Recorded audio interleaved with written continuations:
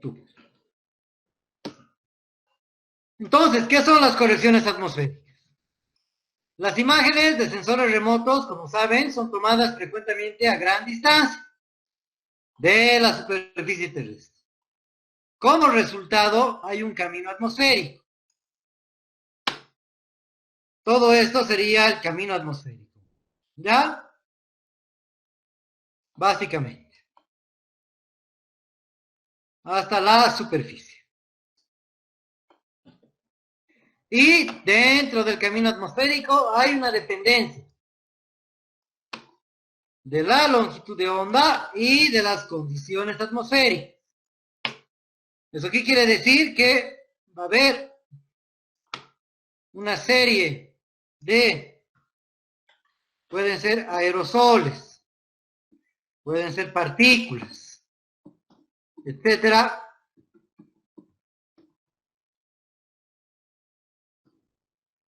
que pueden afectar a una determinada longitud de onda. A una determinada longitud de onda.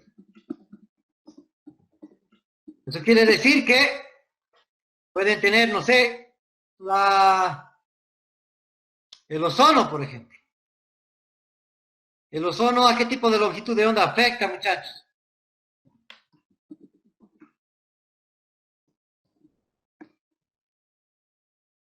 ¿A qué tipo de longitud de onda afecta el ozono? ¿Quién sabe?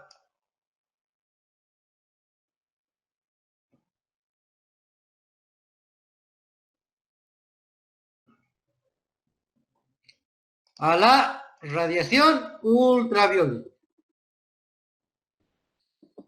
Radiación UV. Ya es absorbida por el ozono. Entonces, como ven, en este caso hay una dependencia. ¿De qué? De la longitud de onda. El ozono afecta o absorbe la radiación ultravioleta. ¿Ya? Directo. Entonces, a eso se conoce como dependencia de la longitud de onda. Y obviamente, la atmósfera, como saben, cambia mucho en espacio y en tiempo. ¿Ya? Sobre todo acá en La Paz, etcétera, ¿no? Puede haber sol en el alto y al mismo tiempo puede haber lluvia en plena ciudad. ¿Ya? Entonces, como ven, va a haber un cambio espacialmente, directamente. ¿Ya? También la atmósfera, como pueden observar en este gráfico que les he colocado acá, van a tener la altura de la atmósfera, cero es la superficie, versus la temperatura. Y como pueden ver, la atmósfera desde la superficie, como ven, tiene un perfil que cambia. Y como ustedes saben, cualquier objeto que se encuentre por encima del cero absoluto emite constantemente energía.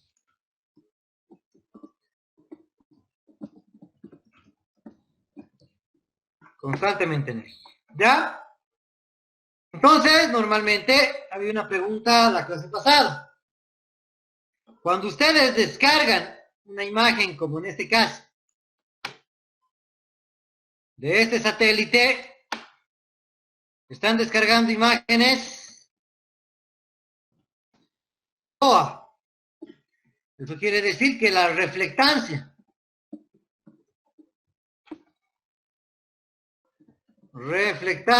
de estas imágenes corresponde a top of the atmosphere, ¿ya? Eso quiere decir TOA, muchachos, o reflectancia TOA. Para eliminar esto, tienen que proceder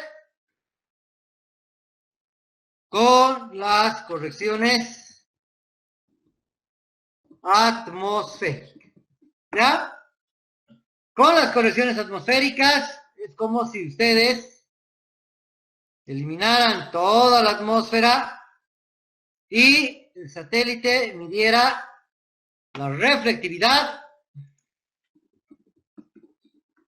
de la superficie terrestre.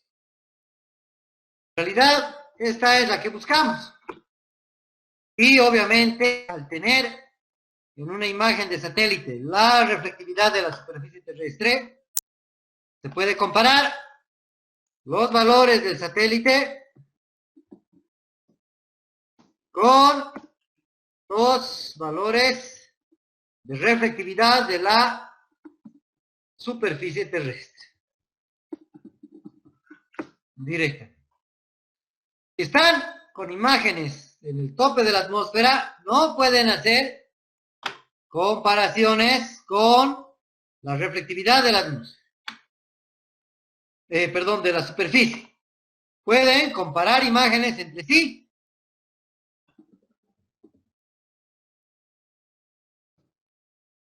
Que también estén en reflectancia en el tope de la atmósfera. ¿Alguna pregunta, alguna duda de esto? ¿Esto está claro?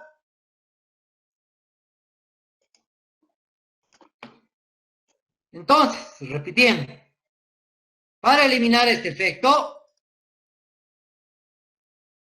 se tiene que llevar a cabo las correcciones atmosféricas. No hay otra forma. ¿Alguna duda de esto? ¿También? ¿Está claro?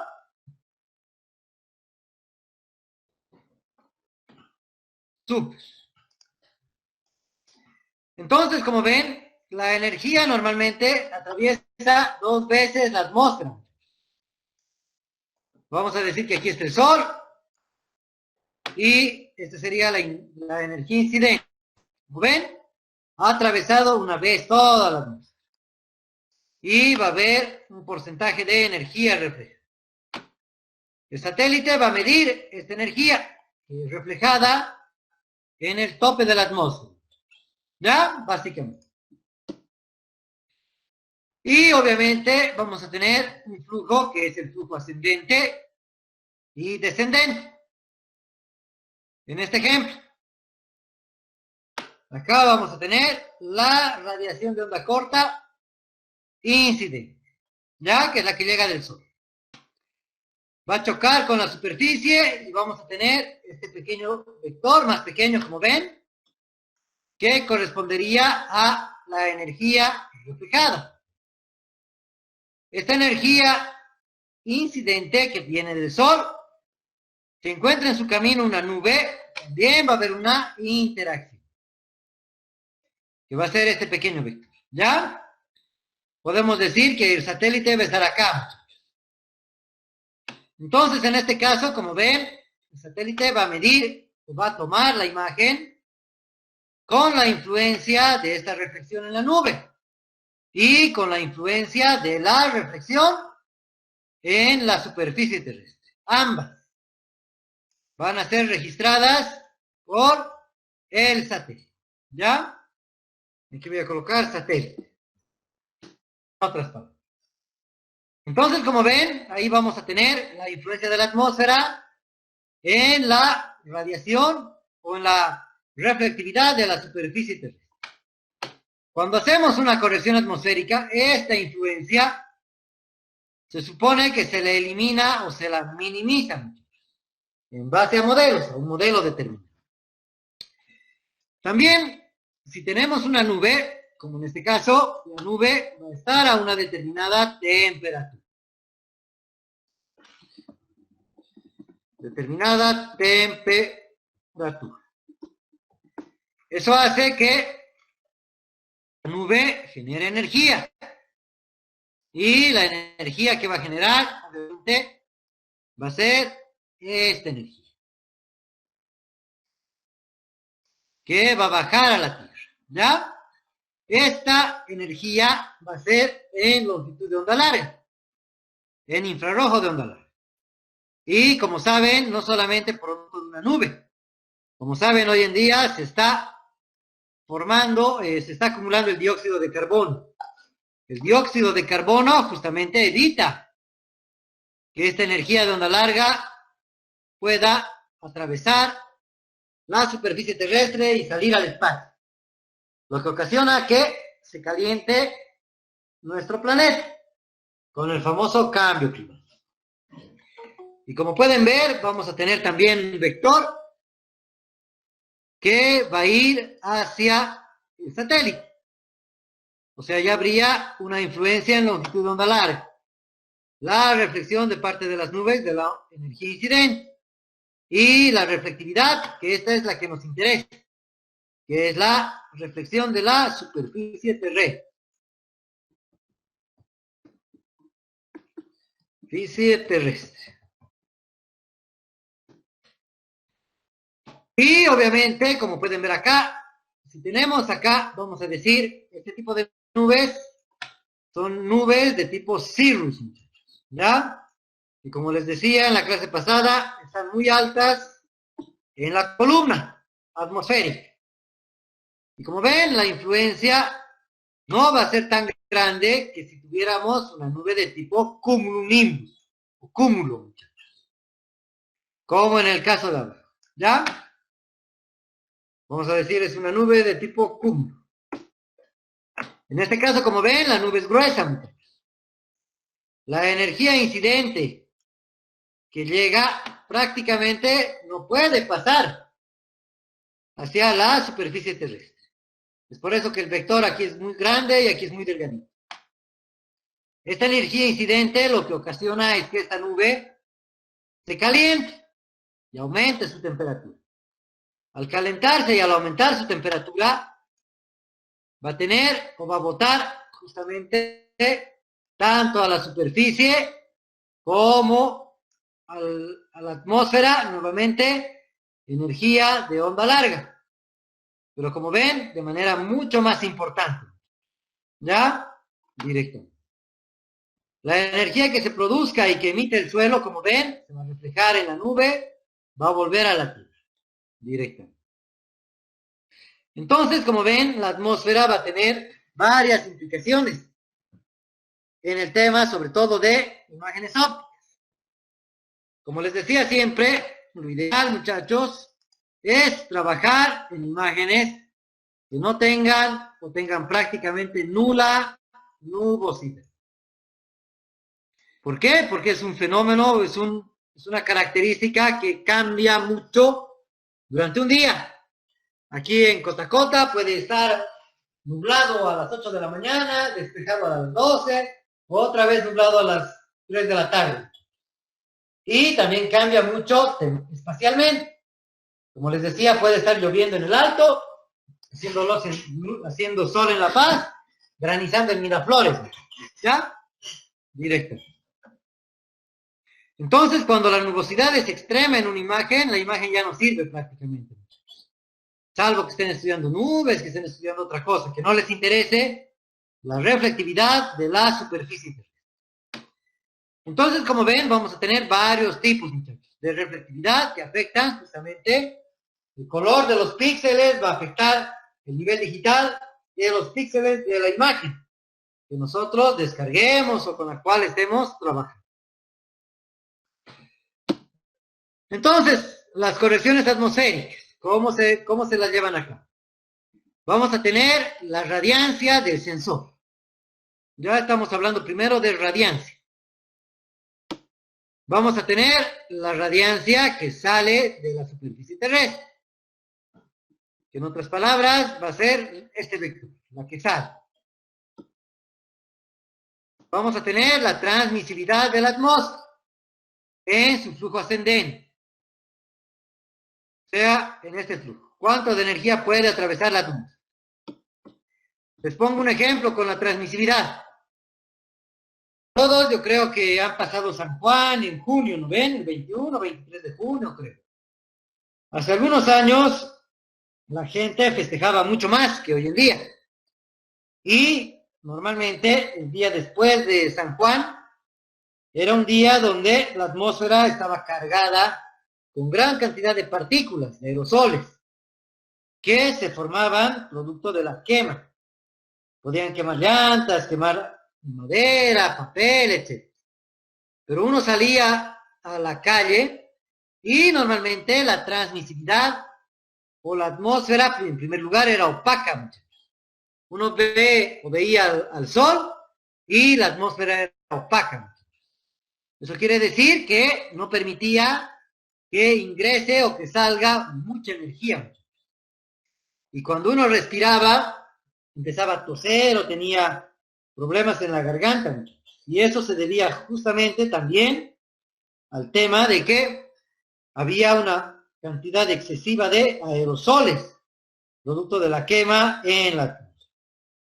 Ahora, obviamente, mientras más limpia está la atmósfera, va a haber mayor transmisividad de la energía en la atmósfera. Mientras más sucia esté la atmósfera, va a haber menos transmisividad de energía en la atmósfera. Ahora, ¿dónde tienen una atmósfera limpia? Así, para generalizar, les podría decir que es donde no tienen vehículos, donde no tienen automóviles. Generalizando. ¿Y dónde está la atmósfera sucia? Donde generalmente tienen gran cantidad de automóviles. No se puede comparar la calidad atmosférica, por ejemplo, en Condoriri, que aquí en la ciudad de La Paz o en el Alto. Porque los vehículos están produciendo quema, están quemando todo el tiempo. Luego vamos a tener la radiancia de la dispersión atmosférica. Como ustedes saben, la atmósfera produce dos efectos que han debido ver en la primera parte de percepción remota, en su primer curso. Un efecto es la absorción atmosférica y el otro es la dispersión atmosférica. ¿Ya? La dispersión atmosférica, en otras palabras, es cuando la energía se dispersa en cualquier dirección. No se puede de manera aleatoria, si quieren. ¿Ya? Esa es la dispersión. Entonces, la radiancia en el sensor, como ven, va a ser igual a la radiancia que sale de la superficie, más la transmisividad de la atmósfera, más la radiancia de la dispersión atmosférica. ¿Ya? Como se pueden dar cuenta, estos parámetros, lo que nos interesa, lo único es esto, muchachos. Y lo que el satélite está midiendo es esto. A esta es la que se llama la radiancia o reflectividad TOA, muchachos, el tope de la atmósfera. Porque la atmósfera está ejerciendo un efecto determinado. Creo que hay uno de sus compañeros que quiere entrar, ¿no? A ver. Parece que no. Creo que faltan algunos, pero faltan poquitos, muchachos. La transmisividad atmosférica. Como ven, va a ser igual a toda esta cuestión. Vamos a tener la exponencial menos la transmisividad del ozono, menos la transmisividad de aerosoles, menos el espesor óptico molecular, ¿ya? Dividido entre el coseno del ángulo de observación. Que en un satélite como Landsat generalmente es hacia el nadir. Pero en un satélite como Spot, por ejemplo, pueden tener ángulos de observación distintos del nadir. Ahí está. Súper. ¿Ya? Directamente. Entonces, la transmisividad del ozono se produce justamente por la cantidad de ozono que tengan en un área determinada. Como saben, en la Tierra hay lugares donde la capa de ozono es bastante gruesa, lugares donde la capa de ozono es bastante delgada. Los aerosoles, como les decía, si tenemos una atmósfera limpia, no sé, como una atmósfera donde generalmente no hay mucho viento, no hay mucha humedad, la atmósfera del cielo es clarito, muchachos, ¿ya? En cambio, lugares, no sé, como en China, Bangladesh, no sé, donde están por encima de los niveles de contaminación permitidos, muchachos, por la OMS, son ciudades donde tienen una gran cantidad de aerosoles en la atmósfera, muchachos. Y la gente, fuera del coronavirus, qué sé yo, tiene que vivir con mascarillas, justamente para no absorber una gran cantidad de contaminación atmosférica. ¿Ya? Entonces, como ven, la transmisibilidad de aerosoles y el espesor óptico molecular están más o menos relacionados, solo que una obedece a los aerosoles, la otra a moléculas. ¿Ya? Podemos tener, no sé, vapor de agua, podemos tener nitrógeno, podemos tener varios tipos de moléculas que tienen diferentes capas, obviamente, de la atmósfera.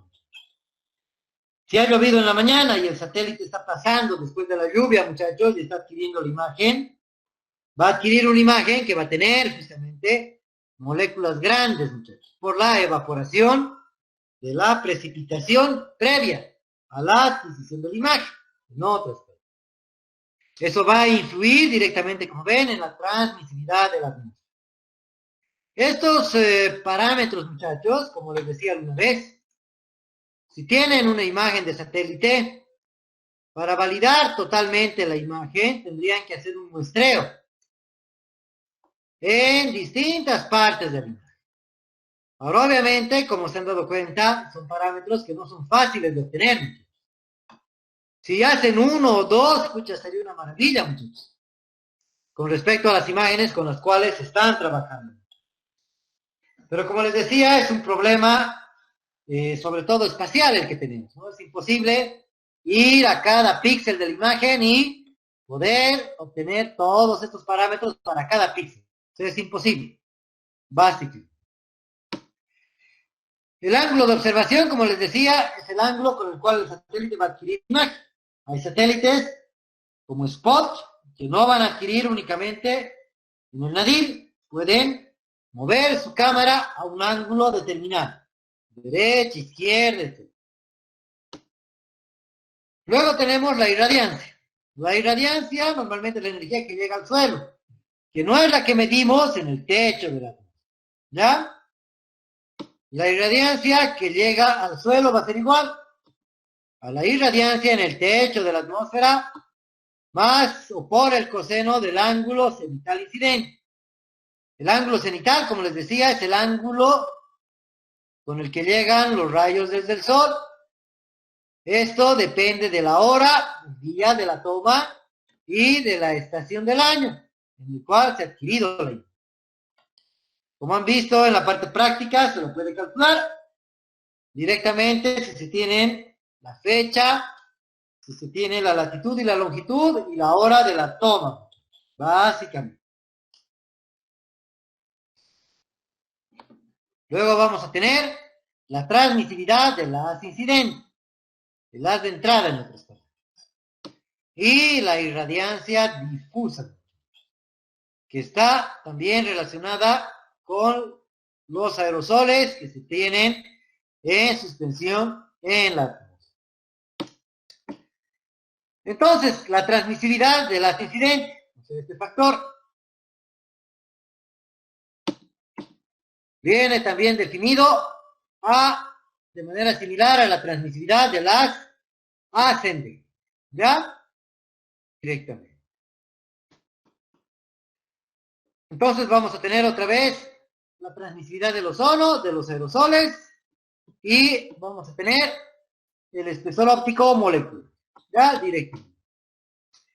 Entonces, para conocer la reflectividad real de la cubierta en una determinada banda, tenemos que la reflectividad va a ser igual a D por pi por la radiancia del sensor. Vamos a tener igualmente la radiancia del sensor, la radiancia de la dispersión atmosférica, la transmisibilidad de la atmósfera, la irradiancia en el techo de la atmósfera, el ángulo cenital incidente. Vamos a tener la transmisibilidad del haz incidente y finalmente la irradiancia difusa. Si se acuerdan, el día sábado, cuando hemos calculado la reflectividad, teníamos algunos valores como constantes, ¿ya? Que venían en el ERLAS directamente, ¿no? y algunos valores que hemos calculado, muchachos. ¿Ven? Directamente. Como el ángulo cenital y obviamente la radiancia del sensor y otros parámetros que se estiman en el modelo de la corrección atmosférica, como estos de acá. Entonces, como ven, una cosa es tener, muchachos, la imagen en radiancia, en energía. Otra cosa es tener la imagen en reflectividad. La reflectividad real. Y obviamente la reflectividad, como han visto en la clase práctica, va a depender o va a corresponder a una determinada banda. Banda 1, banda 2, qué sé yo. Cada banda va a tener sus propios parámetros de ajuste directamente. D es el factor que habíamos visto en el archivito Excel, que es la distancia Tierra-Sol, ¿no ven? Que viene en unidades astronómicas. Una unidad astronómica es la distancia que existe entre la Tierra y el Sol, y obviamente que varía en función de la época del año, por el plano de la elíptica de la Tierra con respecto al Sol. Y bueno, normalmente, como ven, vamos a tener la órbita, y esta distancia se la calcula directamente como 1 más 0.01674 por el seno de 2pi por el día juliano, menos 93.5 sobre 365. Si tienen un año bisiesto en la imagen, aquí pueden colocarle 366 y todo esto al cuadrado, ¿ya? Y obviamente vamos a tener el perihelio, que es donde estamos más cerca al Sol, y el afelio, donde estamos más alejados del Sol, ¿ya? Esto obviamente también depende, como saben, del hemisferio donde estamos. Si estamos en el hemisferio norte, esto es válido para el hemisferio norte, ¿no? O para el hemisferio sur, perdón. Para el norte sería al revés. Ellos están más cerca del Sol que nosotros. Ahora nosotros estamos yendo hacia el verano del hemisferio sur y obviamente el invierno para el hemisferio norte. Directamente. Entonces, como ven, hay una cantidad importante de cálculos. Todo esto, ¿ya? Todos estos cálculos se los abordan, o estas correcciones se las abordan con precisión. Cuando son abordadas con precisión, son muy laboriosas y requieren de datos de las condiciones atmosféricas en el momento de la toma de la imagen, ¿ya? Eso puede ser, como les decía, para gente que realmente tiene un objetivo claro, para la NASA, no sé, ya han lanzado el satélite justamente con un objetivo a ese nivel, muchachos. Y hacen este tipo de mediciones, muchachos, de las condiciones atmosféricas en el momento de la toma de imagen. Sin embargo, para la gran cantidad de personas como nosotros, muchachos, van a utilizar las imágenes que puedan descargar directamente de servidores, etcétera, o que consigan, muchachos, en otras partes. Existen 4 procedimientos principalmente para hacer las correcciones atmosféricas. Uno, como veíamos, son las mediciones in situ. Las mediciones in situ se basan primero en perfiles de composición atmosférica. Los físicos, si alguna vez han estado en Cotacota y han tenido la suerte de ver, deben lanzar unas 10 veces al año unos globos aerostáticos, muchachos, hacia la atmósfera, con sensores y captores. Estos globos justamente miden a diferentes alturas perfiles de la composición atmosférica. En otros países hacen eso en el momento de la toma, muchachos, de la imagen, para conocer justamente la composición atmosférica. También se hacen estimaciones de manera cualitativa, muchachos, del espesor, ¿ya? Esto, como han visto, el ADCOR lo hace cuando ustedes estiman la visibilidad en la imagen, ¿ya? Directamente. Mientras mayor es la visibilidad, va a ser una atmósfera más limpia. Mientras menor es la visibilidad, van a tener una atmósfera sucia, ¿ya? Otra opción que a mí me parece la más recomendable es hacer esto. Directamente hacer mediciones en terreno de la radiancia solar incidente con justamente una pistola que mide el espectro electromagnético, ya, o radiométrico. Son pistolas radiométricas de campo y de laboratorio, ¿ya? Realmente los institutos deberían tener. En geografía tienen una, muchachos. Solamente es visible infrarrojo. Y es medio verde que les presten. También se puede hacer directamente mediciones de la reflectividad en el terreno. ¿Ya? Igualmente hay como pistolas especializadas. Para que tengan una idea, una de estas pistolas vale entre 30,000 y 50,000 dólares, muchachos, para campo. Depende de la cantidad de bandas que sea capaz de medir o dentro del espectro electromagnético. Si tiene 20 bandas, va a ser mucho más costosa, muchachos. ¿Ven? Directo. Cuando hacen este tipo de mediciones, ya directamente van a comparar la radiancia en la imagen y la radiancia en el terreno. Van a tener diferencias y esas diferencias justamente se las ajustan en la imagen en función de las mediciones en terreno. Por eso les decía, en otros países las alquilan como GPS diferenciales. Acá todavía no he visto que haya empresas privadas que traigan esto. Hay también de laboratorio, pero una de laboratorio ya es unos 100,000, 200,000 dólares, muchachos. Un equipo de estos para laboratorio. Directo. O sea, las personas agarran, sacan muestras y las traen al laboratorio y en el laboratorio se hacen los análisis. ¿Lo ven? De la radiancia o de la reflectividad. Directo. Luego tenemos imágenes de otros sensores. Un ejemplo, y tal vez el más conocido, es el sensor MIS, que estima algunos parámetros para la corrección atmosférica, como el espesor atmosférico del Lima. ¿Ya? Esta imagen, o este sensor, perdón, está dentro de MODIS. Como saben, MODIS tiene un tamaño de píxel que es muy grande, muchachos. Con estas imágenes tampoco se pueden estimar, pero no medir justamente, la radiancia o la reflectividad sobre la superficie. Pero hay sensores que traen imágenes o bandas especiales. Landsat 8 hoy en día trae la banda 1, que es justamente una banda para medir la cualidad atmosférica. Luego vamos a tener modelos físicos. ¿Ya? Estos modelos, como ven, son estimaciones que se han creado en diferentes partes del planeta. ¿En base a qué? A mediciones in situ. Al tener muchas mediciones in situ, han creado un modelo ya de tipo teórico, físico. Han empezado, obviamente, como modelos deductivos.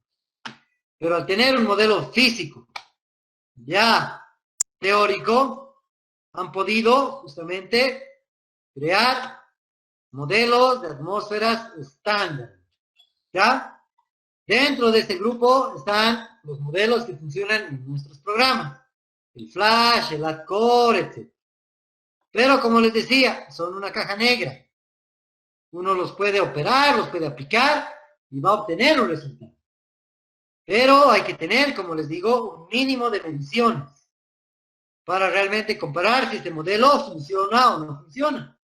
Sobre todo cuando hagan trabajos a nivel profesional. Y bueno, también datos de la propia imagen. ¿Ya? Esto es raro, muchachos. Hay algunos satélites que brindan con la calibración de sus propias bandas. ¿Ya? Pero no es tan común. Es como en el caso de Aster.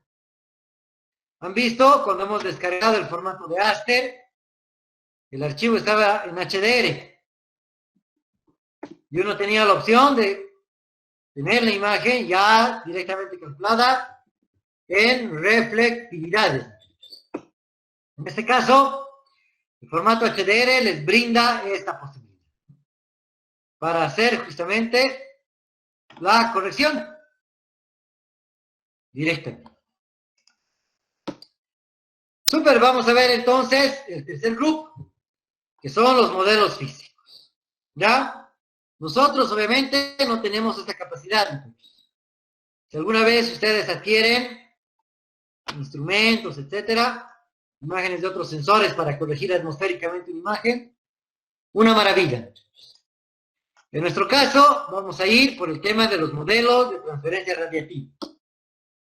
Y como saben, existen programas que son bastante operativos, que realizan la estimación del efecto atmosférico con bastante precisión.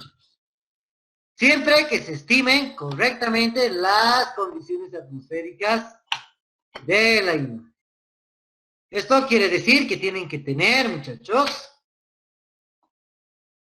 tienen que conocer el área de adquisición del imagen. A veces uno piensa que uno puede trabajar, no sé, con imágenes del África, muchachos. Pero tienen que tener un mínimo de conocimiento de dónde se está adquiriendo la imagen. Ya, para más o menos esperar algunos resultados, hacer algunos tipos de procesamiento en las imágenes. Y obviamente conocer un poco los estándares atmosféricos del modelo. ¿Ya? Esto, como les decía, es más o menos prueba-error. Directamente.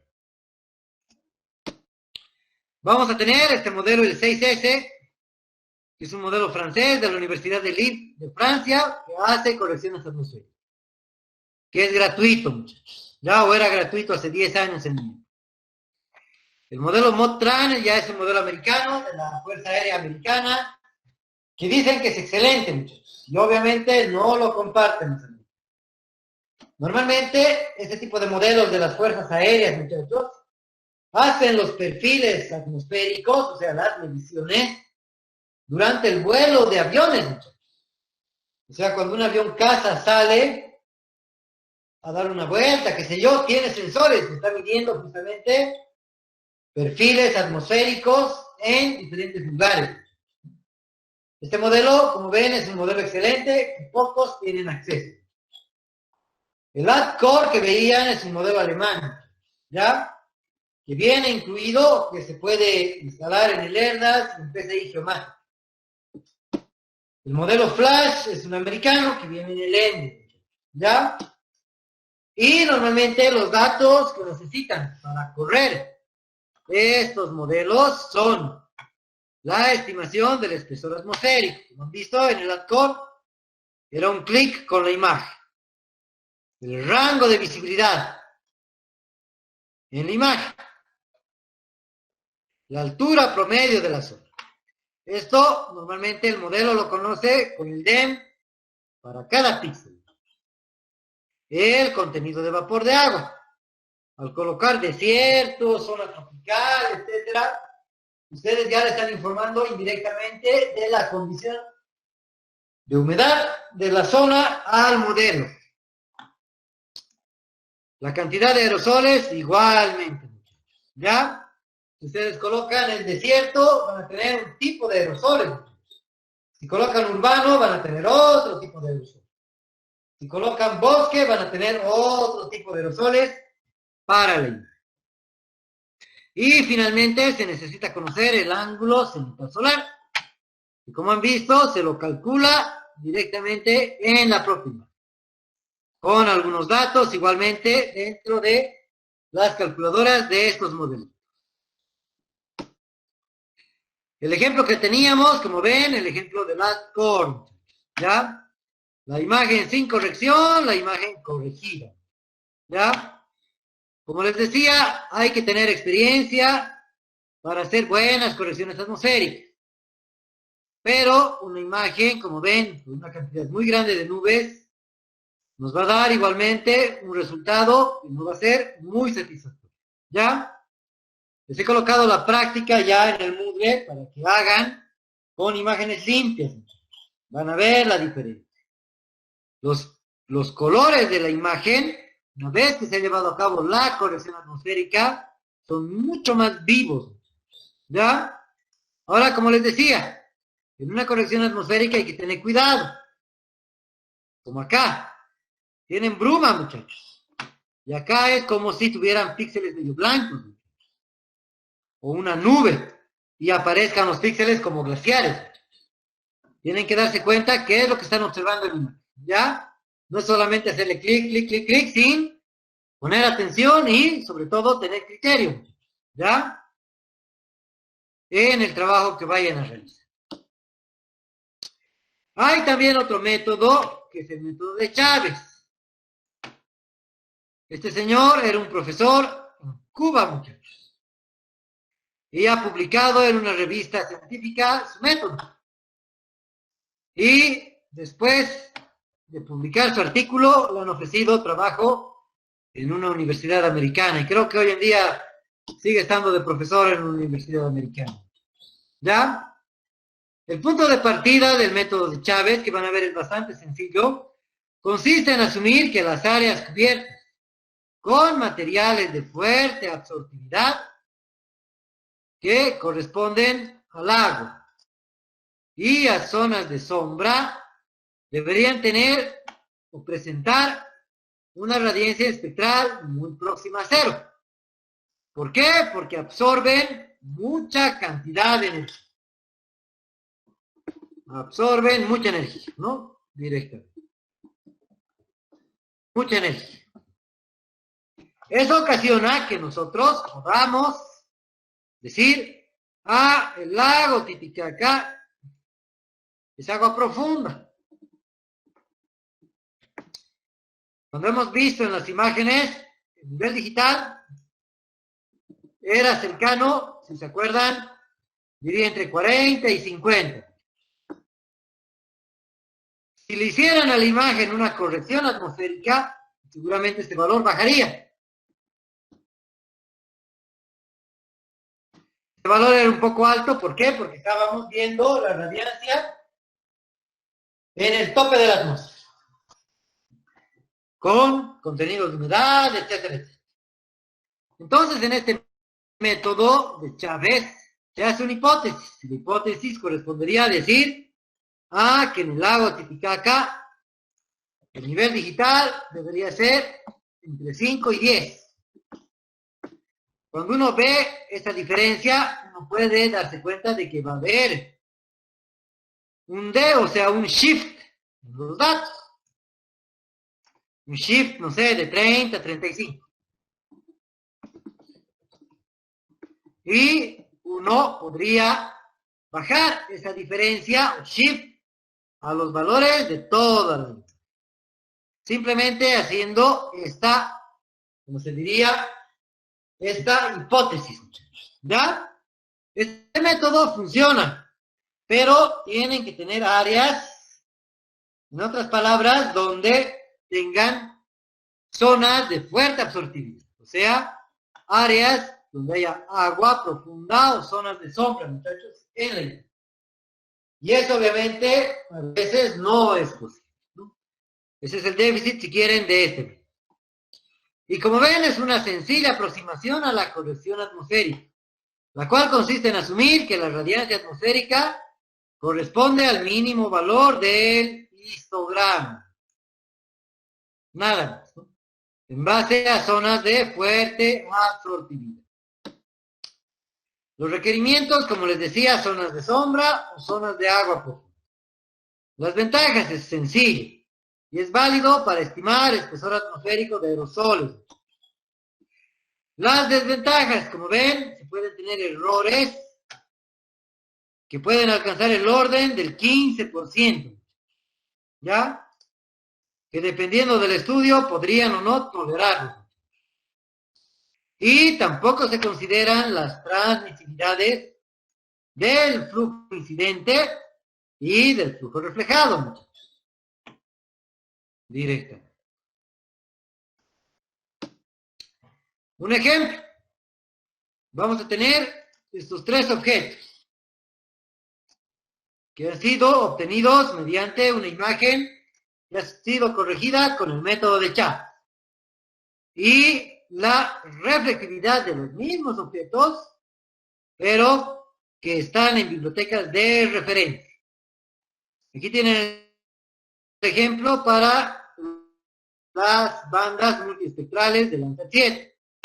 Y como ven, hemos visto en una de las clases al principio cómo crear estos perfiles. Crean el perfil y pueden colocar, como les dije, estos valores de referencia y compararlos con el método de Chávez. Y pueden ver, como ven, en algunos lugares el método de Chávez es preciso. Con algunos objetos. Miren. Aquí igual hay poca diferencia por acá. Pero en otros vamos a ver justamente que sí hay diferencia entre la reflectividad justamente de los objetos. Directamente. ¿Ya? Y como les decía, en promedio se estima que ese error es más o menos del 15%. Directamente. ¿Ya? Vamos a pasar a las correcciones topográficas. Como han visto, y como les decía en la clase del día sábado, se hacen las correcciones topográficas en la corrección atmosférica cuando se tienen zonas de montaña. Cuando se está trabajando en una zona plana, obviamente no se necesitan correcciones topográficas. ¿Por qué? Porque la imagen es plana. En el ERDAS teníamos, o en el ADCOR, perdón, teníamos dos modelos. El modelo ADCOR 2, que es en 2D, que no se necesita DEMS. Y el modelo ADCOR 3, donde sí se necesita DEMS, ¿no? Hoy en día, como han visto, se puede sacar hasta DEMS, muchachos, de Santa Cruz, Beni, y qué sé yo, porque existen gracias a las mediciones que han hecho el ASTER-DEM y el SR-DEM. Y podrían hacer la diferencia, podrían aplicar. Pero lo ideal es no utilizar porque no tiene mucho sentido. Entonces, las correcciones topográficas son un aspecto importante en la reflectividad, ya que se tiene un determinado relieve de un área determinada. Y la reflectividad es muy dependiente de los ángulos de incidencia y de los ángulos de observación. Esto es lo que sale del sol, esto es lo que llega al sensor. Entonces, como ven, en este caso vamos a tener un satélite con un sensor y vamos a tener, obviamente, las de incidencia. Y obviamente vamos a tener el haz de reflexión, ¿ya? Vamos a tener, como ven, zonas de sombra en la imagen, donde podemos tener la misma cobertura, bosque de pinos. Pero obviamente, debido al efecto topográfico, los pinos en esta área van a parecer mucho más oscuros que los pinos hacia la vertiente del sol. Directamente. Y en otras palabras, la reflectividad para la misma cubierta en distintas vertientes de la imagen puede llegar a ser muy diferente, como el ejemplo que les ponía hace rato. Directamente. ¿Ya? Ángulo de incidencia, ángulo de reflexión, de observación. Entonces, podemos tener este tipo de correcciones sin un modelo digital de elevación. Cuando no se tiene un modelo digital de elevación y se necesita hacer este tipo de correcciones, se tiene que hacer un cociente, una división entre bandas, adquiridas simultáneamente, puesto que los ángulos de incidencia son constantes entre las bandas. Este efecto de la topografía se elimina, ¿ya? Directamente. Como ven, en este caso se está haciendo la división de ¿qué? De dos bandas en reflectividad. Banda K, banda M, ¿no ven? Pero tienen que ser adquiridas simultáneamente. Esa es la consigna. Sin embargo, la desventaja la radiancia, la transmisividad atmosférica y la irradiancia difusa van a variar entre distintas bandas, muchachos. No son las mismas entre las bandas. ¿Ya?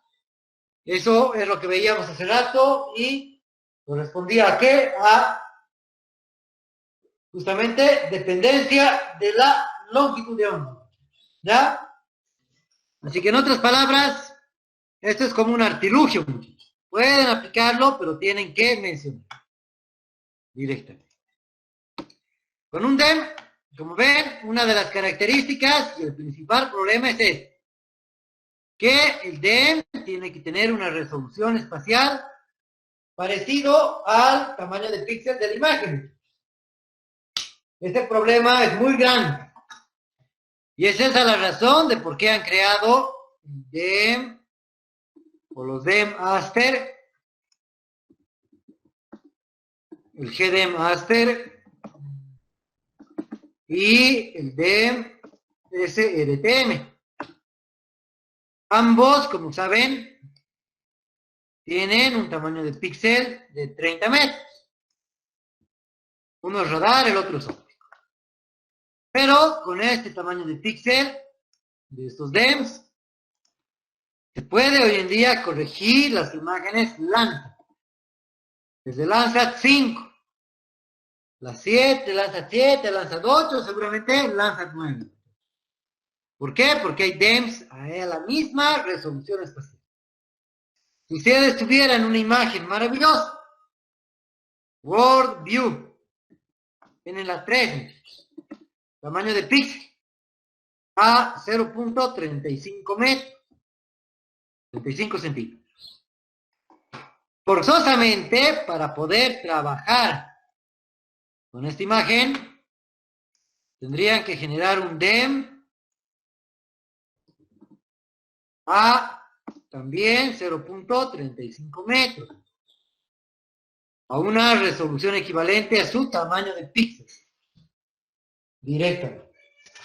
Y obviamente, como saben, los que trabajan, tener DEMs precisos es en general, o puede ser en general, muchísimo más costoso que tener incluso la misma imagen. Más costoso que la misma imagen. Para generar el DEM. Hoy en día, como saben, se pueden generar DEMs con drones, con vidas, qué sé yo, pero esta resolución es lo que es costoso, lo que es caro. Mientras mejor tienen, ya hay problemas técnicos en el tema de LIDAR o en el tema de los drones, muchachos, por viento, el tamaño de la imagen. Podrían estar con un dron, muchachos. ¿Se imaginan generar un dron en un área de 60 kilómetros por 60 kilómetros, muchachos? Es algo imposible con los drones que vuelan 40 minutos hoy en día, ¿no? El área de La Paz, para que tengan una idea, es más o menos 25 por 25, muchachos. Póngale 30 por 30, muchachos. Para una imagen de 60 por 60, hacer el DEM a esta resolución con dron, yo me reiría, muchachos, si alguien sacara una convocatoria de esa naturaleza, muchachos. Me parecería un poco absurdo, muchachos. ¿Ya? Directo. Esto está claro de las correcciones topográficas. Súper. Entonces, cuando tenemos un DEM, en primer lugar, se debe calcular el ángulo de incidencia de la vertiente. Eso se calcula en base al ángulo solar y la pendiente. Vamos a tener el coseno del ángulo de incidencia, que va a ser igual al coseno del ángulo cenital solar multiplicado por el coseno del ángulo de la gradiente de la pendiente, más el seno del ángulo cenital solar por el seno del ángulo de la gradiente de la pendiente, por el coseno del ángulo azimutal solar menos el ángulo de orientación de la pendiente. Como pueden ver, la pendiente se calcula o se deriva directamente del DEM. Al igual que la orientación, que en el ERDAS lo hemos calculado como el aspect, el mapa que se llamaba aspect, ¿ya? Orientación de la pendiente. El ángulo azimutal solar viene como dato en la imagen. El ángulo de incidencia viene por la latitud y el ángulo cenital solar viene también como dato en la imagen. Directo. Y bueno, normalmente con el DEM, como hemos hecho el cálculo, es posible determinar todos estos ángulos para todos los píxeles, para todas las vertientes de la imagen. ¿Ya? El resultado del ángulo de incidencia va a estar entre -1 y +1. ¿Ya? Mínima y máxima y luminosa. Y en la práctica habíamos calculado mapa de pendiente, orientación, visibilidad y sombras en la imagen. Cuando calculan estos valores, estamos trabajando con correcciones topográficas dentro de nuestras correcciones atmosféricas.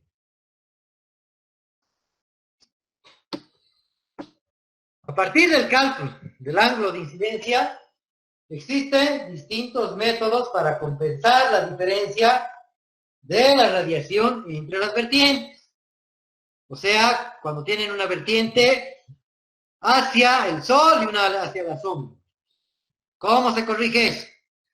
Se puede tener el método de Taylor en base a los cosenos o la división de los cosenos entre los ángulos. ¿Ya? Este método, como ven, un poco antiguo, se ha demostrado que sobrecorrige la imagen, sobre todo en zonas de baja iluminación. También se tiene este método de Sitcom. Este modelo reduce el efecto topográfico, aunque no todo lo que debería. ¿Ya? Va a haber diferencias también. El método de Mina-Earth, aquí el año está mal por si acaso, muchachos. Ya es el 91. Las superficies se comportan, según este método, como reflectores lambertianos ideales. Eso quiere decir que llega la energía y todos se comportan, o todos distribuyen la energía en todos los ángulos, con la misma intensidad. Y vamos a tener el método de Conesi. Este método propuso utilizar una variación de la fórmula para la radiancia incidente, que considere los efectos de la pendiente. Entonces, como ven, hay estos métodos para, entre comillas, subsanar el efecto de la topografía. Pero los programas como el AdCore o el Flash, en esto son una incógnita. Como les decía, son una caja negra. No se sabe qué método utilizan para hacer esa compensación entre las vertientes de iluminación de la imagen con la que estarían trabajando. Súper. Vamos a pasar finalmente a las correcciones BRDF. ¿Se acuerdan? Era la última parte de la corrección dentro del módulo de AdCore. Yo les decía que es un poco complejo de explicarles y también de modelar este efecto. ¿Ya? Para mí es prueba y error. Algún rato podrían hacer la prueba con las 4 variables que tiene este tipo de corrección. BRDF en español quiere decir correcciones del efecto bidireccional.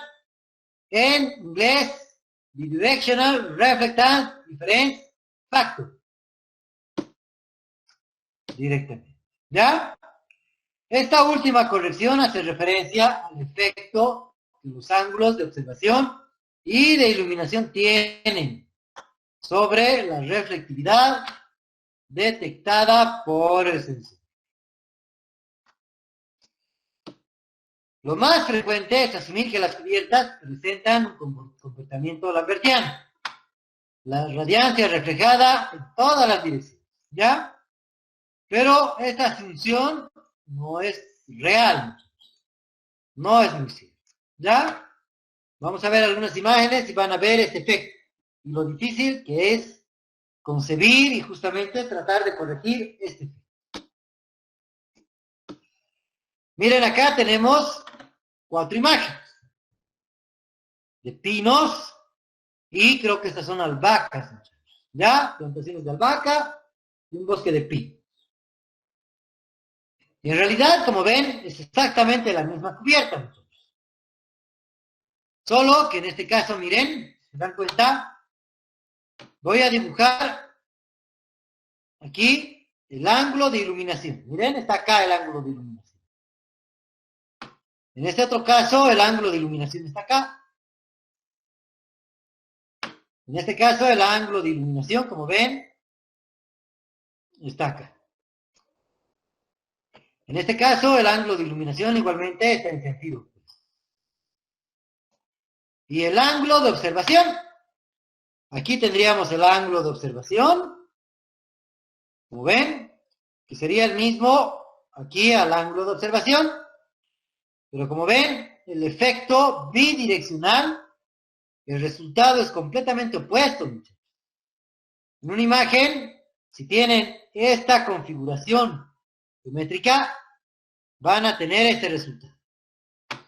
Si tienen una configuración opuesta, como ven, para el mismo bosque van a obtener este otro resultado. Y obviamente para una computadora es difícil que mediante la reflectividad pueda decir que son exactamente la misma cubierta. Porque en realidad, debido al efecto bidireccional, como ven, vamos a tener un efecto diametralmente opuesto, si ustedes quieren. En este otro caso tenemos el mismo efecto, ¿miren? Vamos a tener la observación correspondiente al ángulo de iluminación. Y acá opuesto al ángulo de iluminación. En este caso, como ven, las hojitas aparecen normales, muchachos. Como las conocemos, como la albahaca. Acá ya no, hay un efecto. Van a tener incluso, miren, algunas hojas que van a estar de color blanco, muchachos. ¿Notan las hojas de color blanca? Blanco, miren. ¿Por qué? Las hojas no son blancas, muchachos. Pero debido al efecto geométrico, entre los ángulos de observación e iluminación, es como si tuviéramos, como ven en este caso, una, ¿cómo se llama? Como un efecto en espejo, muchachos, de la reflectividad. Y para la imagen va a ser píxel blanco, muchachos. Sabemos nosotros que la hoja no es blanca, pero debido al efecto geométrico va a tener un color blanco, ¿ya? Por eso que en algunos lugares van a ver a veces que tienen un lago y puede haber una línea. En un lado del lago el agua va a ser negra, pero en el otro lado del lago el agua va a ser blanca, muchachos. No sé si han visto alguna vez en imágenes, en fotografías aéreas, etc. Ese es el efecto justamente bidireccional de la energía directa. Y es por eso que les decía que es prácticamente imposible de poder modelar este efecto, ¿ya? Directamente. Para abordar estas correcciones se utilizan las funciones BRD, Bidirectional Reflectance Distribution Factor, ¿ya? Directamente. Y en realidad se trata de un concepto teórico que describe los efectos bidireccionales de la reflectividad, comparando la radiancia reflejada en una determinada dirección con la radiancia incidente en otra dirección, ya directamente. Vamos a tener de, corresponde a la irradiancia incidente, en una determinada dirección. Vamos a tener la longitud de onda. La BRDF también es dependiente de la longitud de onda. Ahorita vamos a ver un ejemplo. ¿Qué es lo que sucede con eso? El ángulo azimutal, como ven, y el ángulo cenital, directo. DL va a ser la radiancia refleja. En otras palabras. Entonces vamos a tener acá el flujo incidente.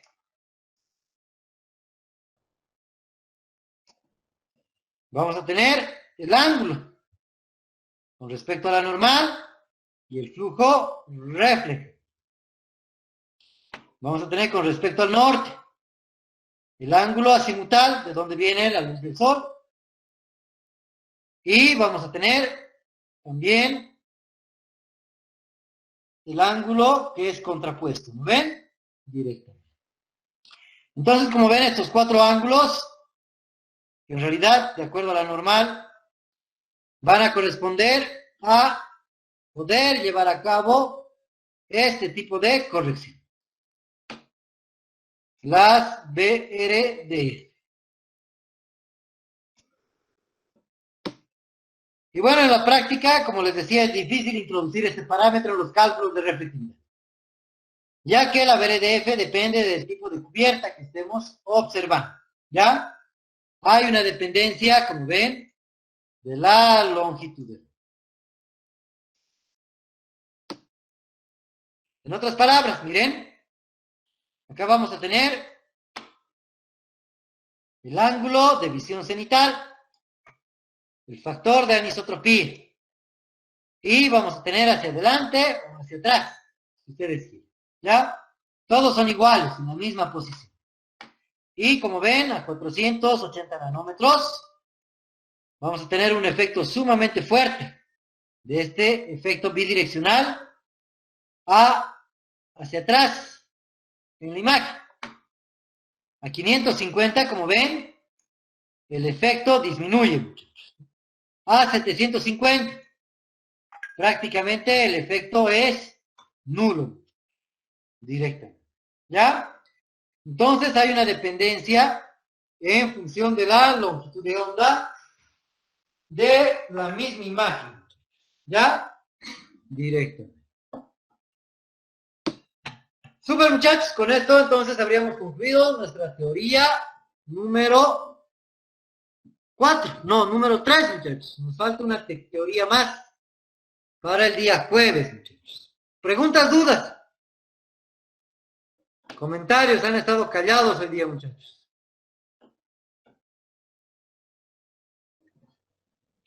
Voy a grabar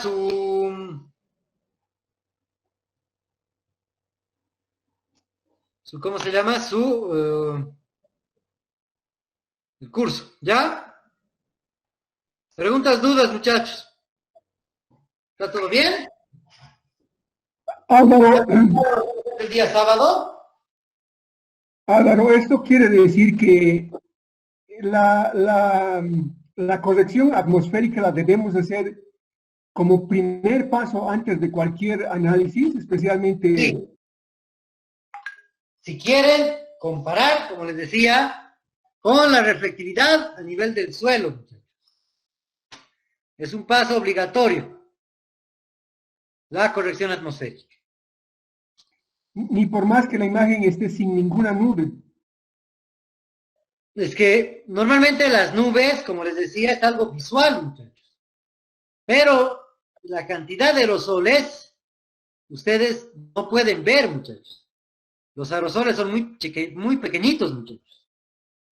Y tampoco la cantidad de moléculas. Eso va a influir en la absorción atmosférica y también va a influir en la dispersión atmosférica. Entonces, si no se hace la corrección atmosférica, cuando la imagen está muy limpia, muchachos, el cambio es pequeño, muchachos. Porque justamente el modelo ve que no hay nubes, ve que no hay haze en la imagen, etc. el modelo. Pero cuando hay cantidad importante, va a haber, como les digo, un efecto importante. Por eso en la práctica yo les he dado esta imagen con esa cantidad de nubes, muchachos. Van a ver para la práctica que tienen que entregar el sábado, van a ver en sus propias imágenes, muchachos, que la cosa cambia, muchachos. No es, los píxeles los van a ver mucho más vivos, muchachos. Va a cambiar, obviamente, su nivel digital, porque como lo que les decía, el nivel digital de adquisición corresponde al tope de la atmósfera, no a la superficie de la atmósfera. En algunas imágenes o en algunos procesamientos, como en Sentinel, por ejemplo, dan la imagen ya corregida atmosféricamente. Si ustedes no tienen las herramientas, qué sé yo, pueden trabajar con esas imágenes corregidas directamente. Tienen que buscar, hay normalmente varios niveles de procesamiento, L1, L2, etcétera, para el satélite con el que están trabajando. Por eso les decía, es importante que sepan con las cosas que están trabajando. Pueden tener la L2, que tengan, no sé, ya calculada la radiancia mismo, y se pongan a trabajar, no sé, tratar de convertir, o se confundan y piensen que son niveles digitales. O sea, eso tiene que quedar claro en ustedes, a futuro. Como les decía, el tema del procesamiento, muchachos, lo van a ver hasta en YouTube todo el tiempo, muchachos. O sea, eso no es lo difícil es entender lo que están haciendo directamente. Entonces, Fernando, resumiendo, sí, a veces es un paso obligatorio. Si no van a utilizar la reflectancia, muchachos, o no van a comparar con la de la superficie terrestre, pueden utilizar multitemporalmente sus imágenes en el tope de la atmósfera. Pero cuando entreguen sus trabajos y un especialista revise sus trabajos, se van a hacer criticar, muchachos, porque es un paso previo. ¿Qué preguntas más tienen?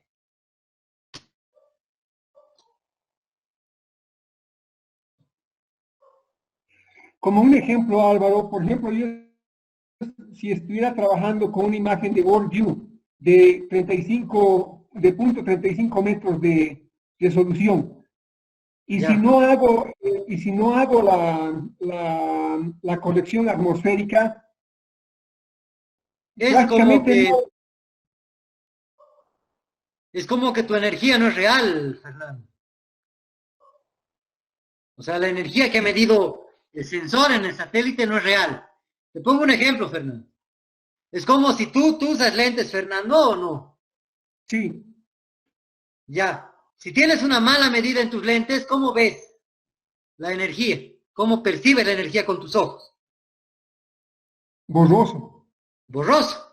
En la imagen sucede lo mismo, Fernando. La atmósfera es eso. Es como que tus lentes estuvieran sucios, por ejemplo. O que tus lentes tuvieran vapor, por ejemplo. O que tus lentes no fueran de la medida correcta, Fernando. Tus ojos lo que van a ver es algo borroso. Porque entre lo que tú quieres ver y la imagen que adquiere tu cerebro a través de tus ojos, están los vidrios. Esos vidrios dejan pasar la energía.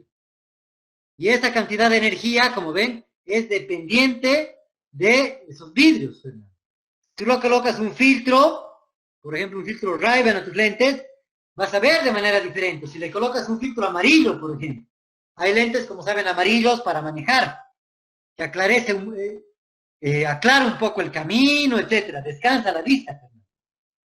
O sea, la atmósfera tiene ese efecto en la imagen, si ustedes quieren. Por eso, como les decía, es importante que se den cuenta dónde están trabajando, con qué están trabajando y por qué están trabajando.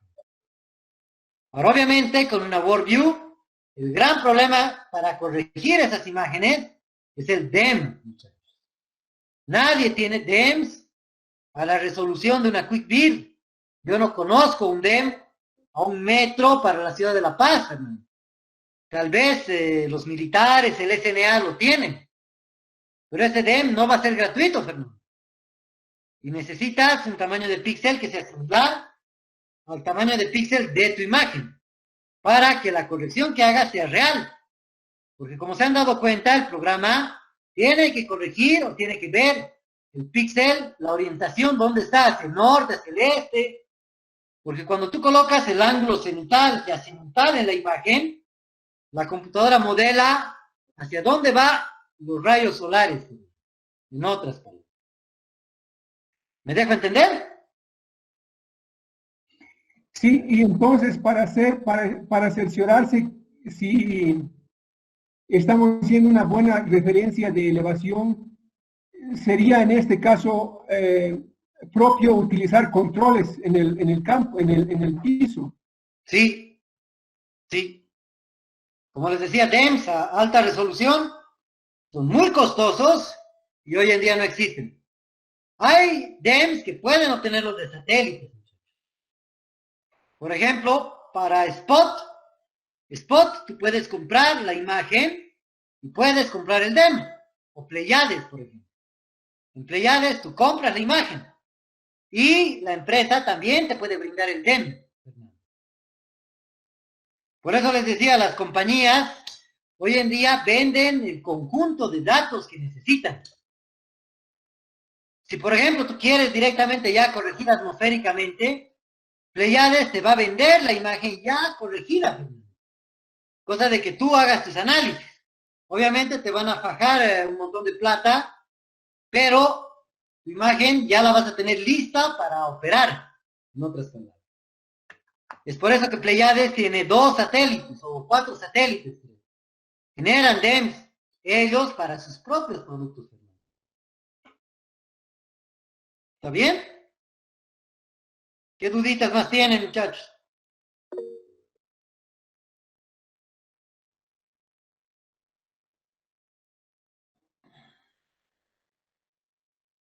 Por eso les decía, esta práctica de correcciones atmosféricas y correcciones geométricas a su futuro es algo vital, muchachos.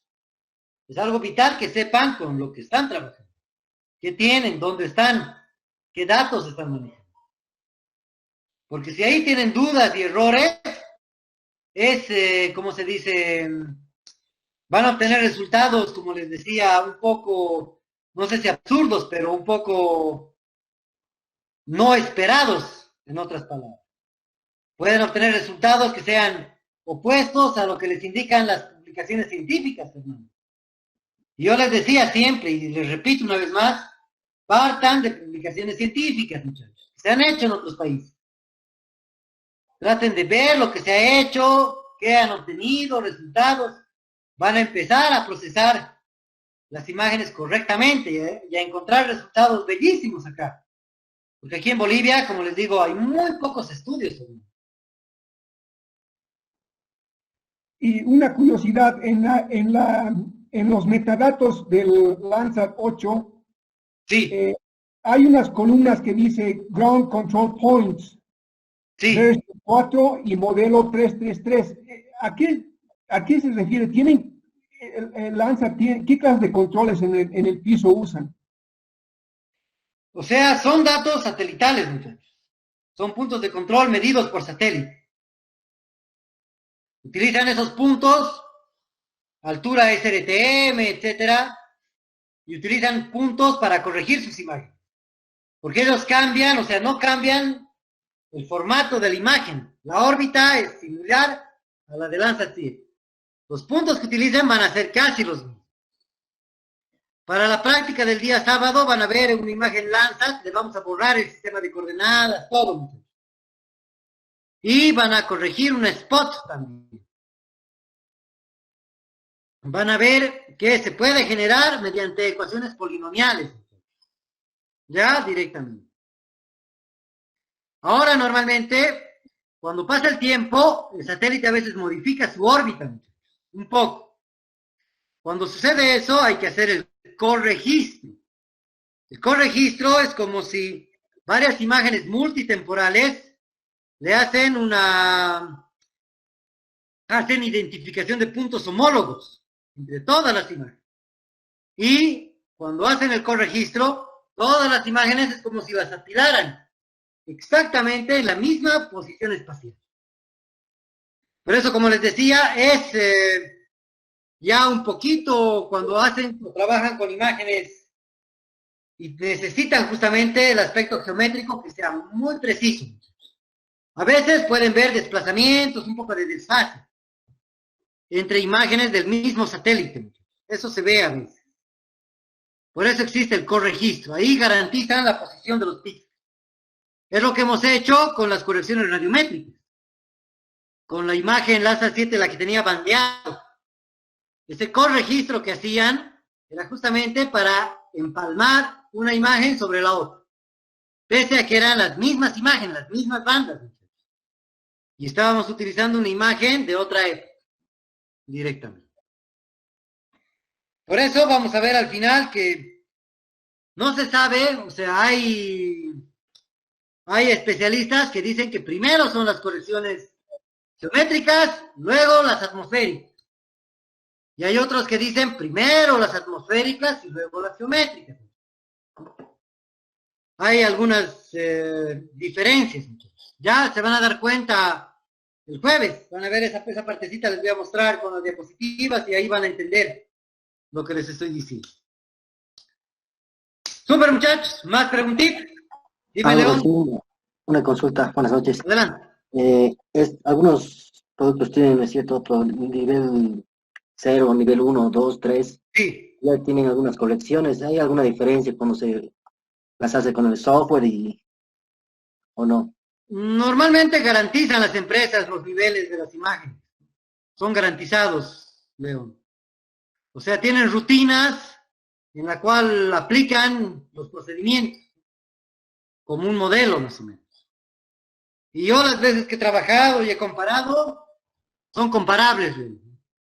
Ahora, obviamente, en un satélite comercial son más caros. Y en satélites gratuitos no tienes todos los niveles de procesamiento. Pero son confiables. Ok, gracias. Super. Los DEM de Pleiades, por ejemplo, yo he trabajado y he calculado balances de masa con el DEM Pleiades. Excelente. En fotogrametría, por ejemplo, uno puede ver las imágenes en 3D, convertir el DEM que te dan o que te venden en puntos y colocar los puntos con las imágenes en 3D. Y tú puedes ver con los ojos que el punto está en el suelo, en 3D, directamente. Podrías verificar, podrían revisar. Para eso, como ven, tienen que más o menos investigar el año, el nivel de procesamiento. En Internet siempre, cuando hay o pasa algún problema con un software o con los datos, la gente se queja al tiro, ¿no? Cuando estás pagando sobre todo, ¿no? Como en imágenes comerciales.